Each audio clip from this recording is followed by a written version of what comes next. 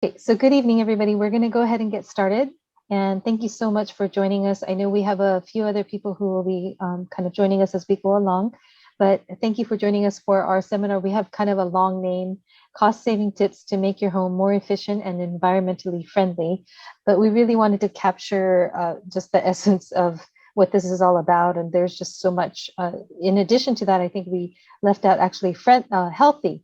But definitely, we have a lot of things to cover, so I'm going to be moving very quickly through my portion and introduction. Quick outline, very easy. I'm going to be starting off with a quick real estate market update and introduction, and then we have Jason, who will be joining us he's an energy advisor at BayREN Homes, so at BayREN, and so he's going to be doing an introduction into that group and also just launching straight into the heart of this seminar. And then we'll have some very quick announcements and be done. So again, just a very quick real estate market update because there's a lot to cover tonight. In terms of how the market is doing, median sale price, I think most everybody here has seen my market updates before. So just a really quick snapshot. This is going back to 2007. And you can see here the median sale price, which is for single family homes in San Mateo County. This is showing the median always means that there are the same number of homes that sold below that price as over that price. And back here, 2007, it was slightly under 1 million. And then, of course, we had our recession and everything went down. And ever since, we've been with ups and downs, a general upward trend. With COVID, which was around this last box here, people were a little bit nervous as to what would happen. And we literally last August hit our all-time high, and then February of this year and going onward toward June 2021 is this peak right here. And we're seeing the median sale price was $2,051,000, which is huge. And for July, it was actually right about 2 million. And then in August and September, we've actually seen it come down a little bit. So September numbers were, August numbers were showing somewhere closer to 1.9.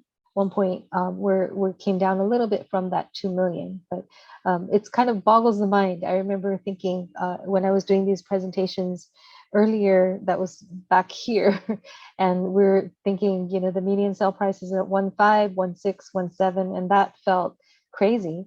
And now we've beat gone over the 2 million mark, and so the market has been very strong in this area, and I'm hearing just in general around the country as well. In terms of months of inventory, so this is basically a metric to show if you took all the homes that are on the market now, how long would it take to sell? And 6 months is generally considered a balanced market.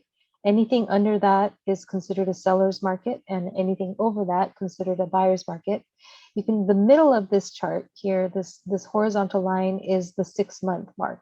So as you can tell, going back to even 2011, 2012, we've pretty much been under the 6-month inventory mark. And lately, in the last couple of months, we're hovering around 1 month of inventory. So this is kind of the story of why our prices are so high is, supply and demand. There's just not a lot of inventory out there, and that's continued to be a major issue in not just in the Bay Area, but throughout the state, throughout even the country that we're seeing. And then finally, median days to sell. This one blip down here going down, that is 0 days for March and April, because the MLS, our multiple listing service, actually froze the days on market.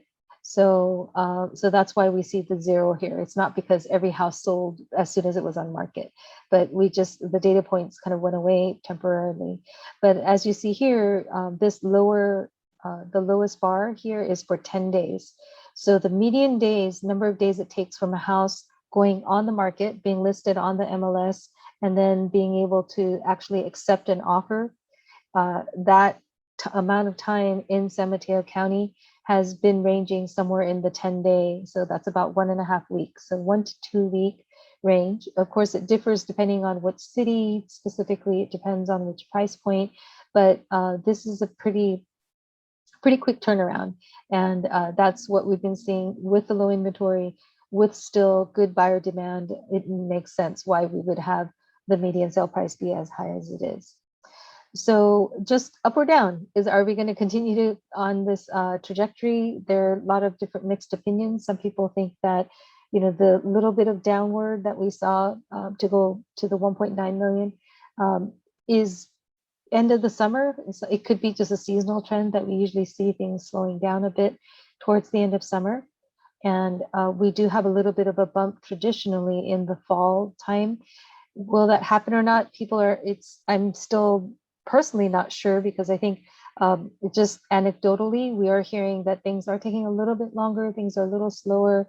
We're seeing some price reductions here and there.